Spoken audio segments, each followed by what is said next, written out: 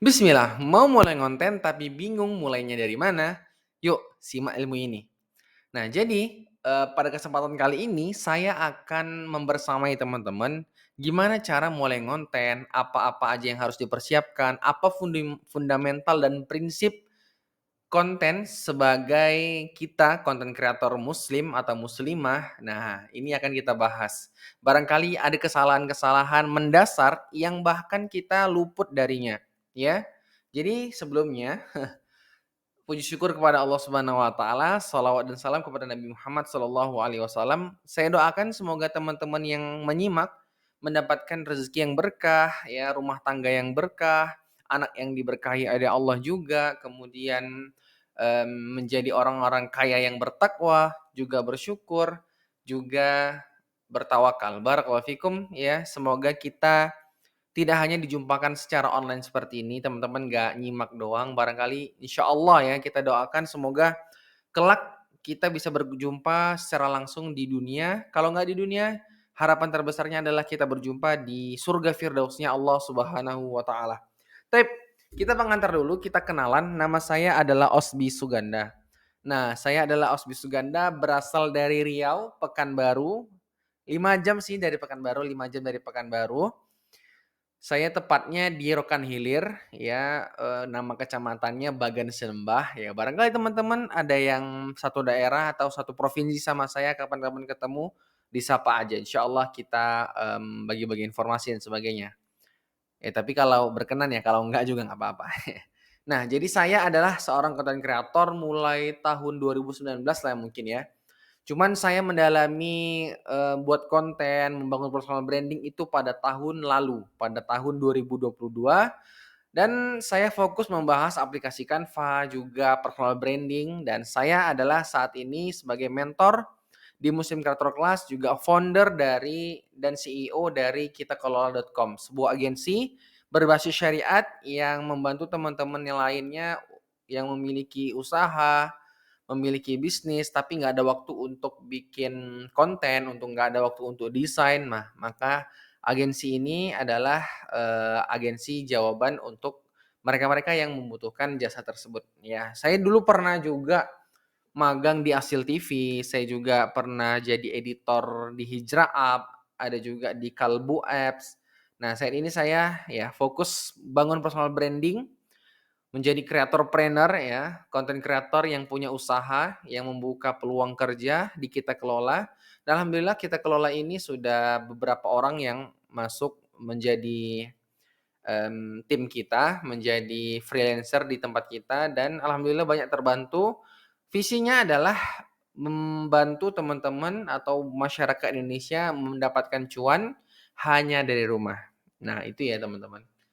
Buat teman-teman yang mau follow, silakan follow akun Instagram saya, akun TikTok saya juga ada, Facebook saya juga ada di Osby Suganda. Cuman saya lebih banyak main di Instagram. Nah, TikTok itu masih 8 ribuan followers.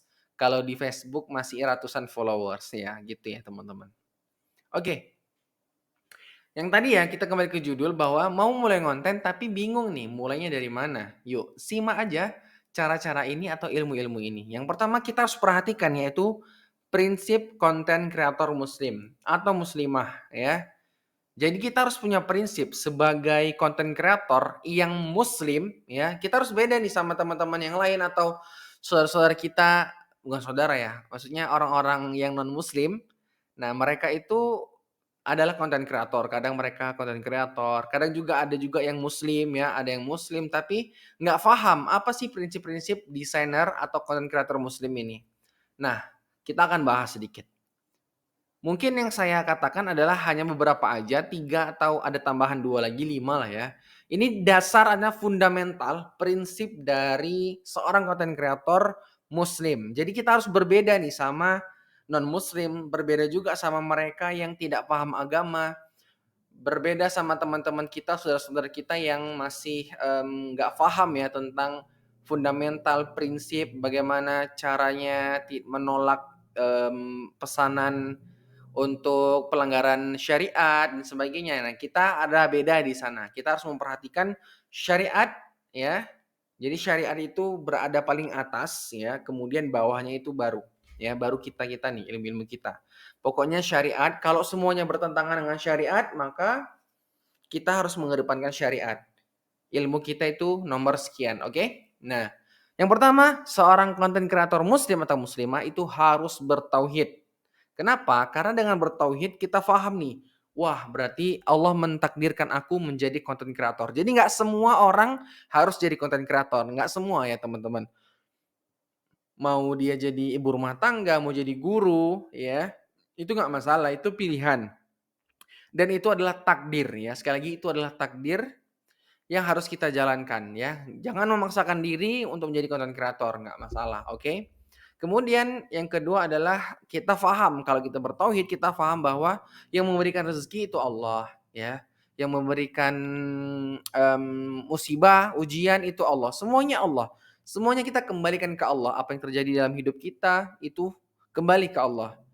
Kemudian yang memberikan pahala itu Allah. Kita membuat konten, kita buat konten dakwah, yang memberikan pahala itu Allah. Maka dari itu sebelum kita buat konten dakwah, kita harus bersih dulu niatnya, ikhlas, tidak mengharapkan komentar, tidak mengharapkan followers, tidak mengharapkan likes, share, subscribe dan sebagainya, tapi mengharapkan bahwa ini adalah jalanku, amal jariahku untuk mendapatkan surga firdausnya Allah Subhanahu wa taala.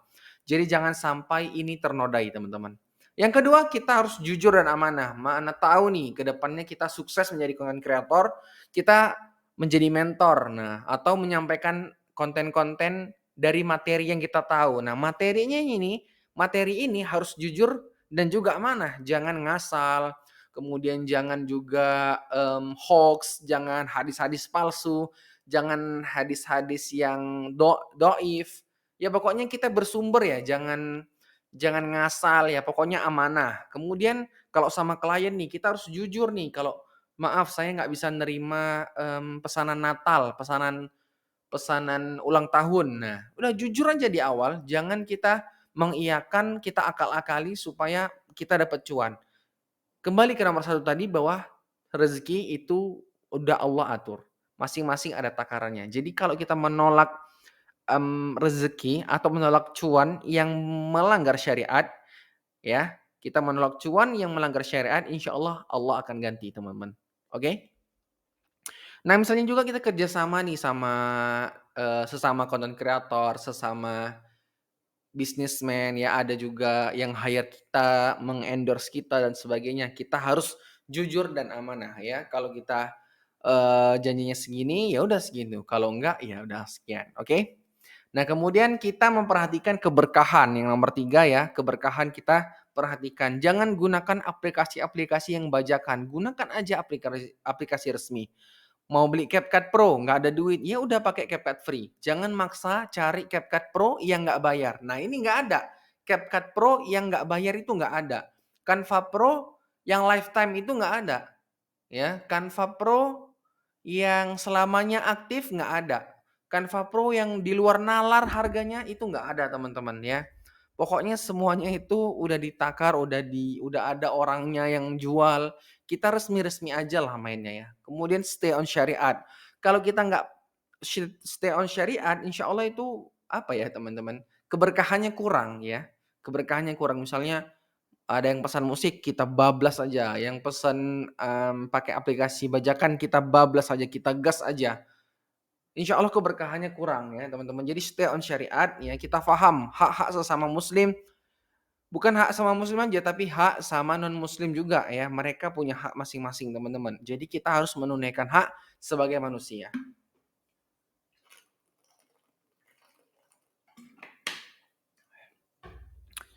Oke, yang selanjutnya adalah bertawakal juga berdoa. Jadi hal ini ya, bertawakal itu saya, barengi dengan ikhtiar ya. Sudah bertawakal lalu ikhtiar ya. Tawakal dulu baru ikhtiar teman-teman ya. Segala sesuatu tawakal tuh ada rukunnya ya, kalau nggak salah harus bersungguh-sungguh nih, melakukan sebab ya kan, yakin bahwa Allah pasti akan berikan ya, bertawakal kita. Yakin bahwa yang terbaik ya kan, yang terbaik yang pasti diberikan oleh Allah. Nah, ikhtiarnya apa ya? Membangun personal branding, kita buat-buat konten, kemudian, share sana share sini, Mas belajar kayak sekarang. Nah, ini ikhtiar teman-teman. Kemudian setelah itu semuanya adalah ujungnya berdoa. Ya, minta doakan sama suami, sama istri, sama anak, ya, sama orang tua. Nah, ini adalah inti, ya kita juga berdoa ya, kita juga berdoa untuk pokoknya yang terbaik lah untuk kita ini ya, untuk jalan kita ini menjadi content creator ataupun tidak, semuanya itu udah ditakar oleh Allah dan itu semua adalah kita bisa berdoa untuknya, yaitu berikan yang terbaik untuk kita. Nah, kita masuk ke materinya. Kenapa sih kita harus belajar bikin konten video ya, edit kan sekarang kita belajar CapCut ya. Kenapa kita harus belajar editing video? Yang pertama teman-teman, Indonesia itu adalah, negara termasuk negara yang minat bacanya atau literasinya itu sangat kurang, ya. Jadi misalnya nih ada caption panjang. Nah, orang-orang Indonesia itu males banget tuh bacanya, karena literasinya kurang. Ini nggak semua ya, nggak kita pukul rata orang Indonesia, bukan. Tapi kebanyakan seperti itu teman-teman ya. Jadi makanya dengan konten video ini ya, jadi harapannya lebih komunikatif sama yang lihat, komunikatif sama yang mendengar, komunikatif sama yang menyimak. Nah, itu tujuan dari konten video. Karena kalau membaca biasanya tidak ada interaksi ya, kurang ngena gitu, kurang ngena, kurang kena. Misalnya kita nasehatin pakai motivator ya, motivasi atau akun-akun dakwah untuk taubat dan sebagainya itu kurang kena kalau pakai baca atau kalau pakai tulisan. Maka dengan itu kalau pakai video insyaallah, orang lebih banyak menyimak karena akan memperhatikan dengan 3 inderanya yaitu pendengaran, kemudian, penglihatan ya. Dia udah dengar, dia udah lihat, nah kemudian apa, dia, resapi dengan hatinya gitu kan. Oke? Nah, kemudian pertanyaan selanjutnya, kenapa harus aplikasi CapCut yang kita pelajari? Yang pertama karena aplikasi CapCut ini mudah banget digunakan dan tools-nya itu luar biasa lengkap. Walaupun pakai yang free, ya. Walaupun pakai yang free, kita udah tools-nya itu udah cakep banget, teman-teman. Udah mumpuni banget insyaallah. Tapi ini CapCut ini cuma salah satu pilihan aja. Kita masih punya KineMaster, masih punya InShot, masih punya apa ya, masih punya VN, Vlog Now ya, masih punya banyak ya, banyak aplikasi-aplikasi editing pakai HP dan CapCut ini ada di HP, ada juga di PC teman-teman ya. Tapi pada kali ini kita akan belajar yang di HP doang. Nah tapi, apapun aplikasinya kita harus tahu nih lisensinya apa. Mau itu Canva juga bisa editing video. Tapi kita harus tahu nih semuanya teman-teman, ya, semuanya kita harus tahu lisensinya apa dan sebagainya. Catatan bahwa tidak semua yang ada di aplikasi CapCut itu boleh digunakan untuk komersil. Ada beberapa hal yang tidak boleh untuk digunakan untuk komersil ya. Ada beberapa hal yang tidak boleh digunakan untuk komersil. Misalnya kita buat untuk bisnis kita, untuk endorse, untuk, afiliasi, nggak semua bisa digunakan pakai aplikasi CapCut. Misalnya font ya, stiker, nah itu kurang bisa. Cuman untuk yang lainnya insya Allah kita bahas. Nah, sekarang kalau saya bilang tadi nggak bisa tuh untuk, komersil. Nah, tapi sekarang enaknya kita udah punya ya, perhatikan video ini teman-teman. Nah, di sini ya, kita lihat di sini bahwa sudah ada yang namanya kayak simbol apa ya, simbol shield gitu. Simbol perisai ya, simbol perisai. Kalau itu diaktifkan, perisai itu diaktifkan, maka akan muncul font-font yang boleh digunakan untuk komersil. Kalau tidak diaktifkan, maka akan muncul semua font, baik itu untuk komersil, baik itu untuk pribadi, semua akan muncul, tidak ada filternya. Tapi kalau diaktifkan menjadi hijau, maka akan muncul font-font yang boleh digunakan untuk kegiatan komersil, gitu ya. Juga di bagian audio ya, di bagian audio ini yang di sebelah kiri, di bagian bawah itu ada cek hak cipta. Nah, nanti misalnya kita punya, audio di backsound-nya itu ada audio, ya kita bisa cek hak cipta di sana, gitu ya teman-teman.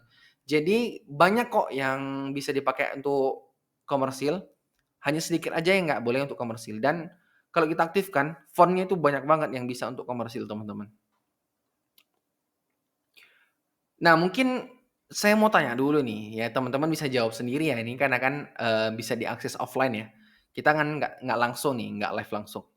Gimana sih cara mulai ngonten? Sebelumnya saya mau tanya, teman-teman itu belajar CapCut itu untuk apa? Apakah untuk berdakwah? Apakah untuk bangun personal branding?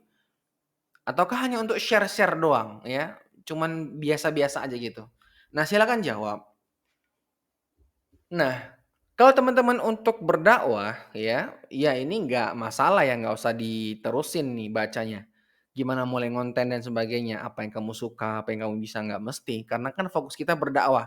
Yang penting kita menyampaikan hak ya, menjauhkan diri teman-teman, menjauhkan saudara-saudara kita dari kebatilan, mengingatkan, nah ini termasuk konten motivasi. Jadi konten itu ada 3, konten hiburan, entertain, yang kedua konten motivasi, yang ketiga konten edukasi. Entertain itu kayak ngeprank ya kan, kayak apa lagi, ngeprank kemudian, stand up comedy ya kan dan sebagainya, itu kan entertain ya, menghibur. Tapi biasanya kalau hiburan ini yang subjektifnya tinggi ya, misalnya kalau dia ganteng ya, pasti banyak dilihat misalnya, apa ya, konten-konten yang ini misalnya ya, pakai baju lagi jalan, artis lah ya, artisnya itu entertain teman-teman. Karena dia ganteng atau cantik ya. Kemudian yang kedua, kayak ngeprank ya harus lucu banget, atau dia lagi komedi ya harus lucu. Tapi lucu ini subjektif, bisa jadi tetangga kita bilang lucu, tapi kita enggak, karena selera humor orang beda-beda. Tinggilah subjektifnya. Ya, tergantung pandangan orang gitu. Nah, selanjutnya ada konten motivasi. Nah, konten dakwah itu termasuk konten motivasi, kecuali kita dakwah sendiri ya, pakai cara kita. Nah, tapi ini saya kurang menyarankan karena bisa jadi kalau kita nggak tahu ilmunya, ini bisa tergelincir, ya, bisa maksud kita baik tapi ternyata salah. Maksud kita baik tapi ternyata blunder. Yang disalahin malah siapa? Ustadznya. Nah, jadi kalau mau bikin konten dakwah baiknya memang jujur dan amanah ya, sampaikan aja apa yang ustadz bilang, kemudian pahami, nggak semua ustadz boleh kita share. Ya kayak Ustadz Yazid, Ustadz Nuzul Zikri. Nah, beliau itu tim tim Ustadz Nuzul Zikri itu pernah iniin saya ya, iniin teman-teman media dakwah ya. Mereka bilang kalau harus beradab ya kalau untuk, menge-share postingan dari Ustadz Nuzul Zikri karena mereka tidak mengizinkan untuk di-share tanpa izin ke mereka. Ustadz Yazid juga, betapa banyak tuh kita nge-share ternyata malah blunder, malah ustadznya yang diserang, malah kita mengadu domba. Nah, makanya beliau itu sangat tidak membolehkan untuk di-share ya, kecuali dari tim beliau saja. Nah, kayak ustaz-ustaz siapa Bang jadinya? Kayak masih banyak nanti insya Allah saya bagiin. Ustadz Syafiq, Ustadz Khalil Basalamah, Ustadz Ahmad Zainuddin, Ustadz Zainal Abidin, Ustadz Lutfi Abdul Jabbar, Ustadz Khalid Rurai, Sofyan Khalid Rurai, Ustadz, Ustadz Abdurrahman Zahir ya kan, Ustadz Mufti Tholib, Ustadz Muflis Safitra, wih banyak lah. Insya Allah membolehkan ya teman-teman. Tapi asalnya memang kita izin dulu, oke? Ya. Ustadz Firanda, nah Ustadz Firanda saya lupa nih, Ustadz Reynal Bahren. Nah itu beliau mengizinkan asal tidak untuk disalahgunakan, oke? Nah kita masuk ke kesimpulannya. Jadi kesimpulannya apa nih? Tapi tadi ya kalau teman-teman mau ambil, konten ya, tadi konten entertain, konten motivasi, yang ketiga konten edukasi adalah yang paling perfect, yang paling works. Mau dia cantik, mau dia nggak cantik, mau dia nampilin wajah, mau dia nggak nampilin wajah, mau selera humornya tinggi ataupun rendah, selera humor bapak-bapak atau Gen Z, semuanya butuh edukasi. Maka mulai dari apa yang kamu suka. Kita tanya diri kita, "Aku suka apa ya?" Kemudian yang kedua, apa kamu bisa? Apakah yang kita suka itu kita bisa? Apakah yang kita suka itu kita ahli? Misalnya saya suka desain. Oh, aplikasi apa ya? Ah, saya suka Canva. Saya suka Canva. Oh, aku bisa menjalankan Canva. Aku suka, desain pakai Canva. Nah, berarti 2 ini poin ini sudah bagus ya, sudah memenuhi. Yang ketiga yang paling penting adalah marketnya. Ujung-ujungnya apa nanti ya? Apakah jualan kelas, apakah jualan produk digital dan sebagainya, oke? Mungkin teman-teman di sini ada yang afiliator atau, misalnya afiliator Shopee, afiliator Tokopedia, afiliator, TikTok Shop dan sebagainya. Nah, gimana caranya biar rame? Ya bangun personal branding. Kita buat nih, kita rekam, kita lagi unboxing atau kita ceritain nih pengalaman kita pakai sepatu A, pengalaman kita pakai spray A, pengalaman kita pakai apa tuh, apa yang namanya untuk bersih-bersih ya kan, untuk bersih-bersih. Pakai sapu A, pakai sapu B. Nah, itu apa pengalamannya? Ya kita ceritain, itu ada caranya teman-teman ya, kita ceritain, kita unboxing, "Aku nyesel banget beli iPad ini." Kenapa? Karena iPad ini sangat bagus dan sebagainya. Nah, itu ada caranya teman-teman ya. Nah, itu mungkin kita nanti belajar lagi tentang hook, tentang, call to action, tentang maksimalkan 3 detik pertama, dan sebagainya.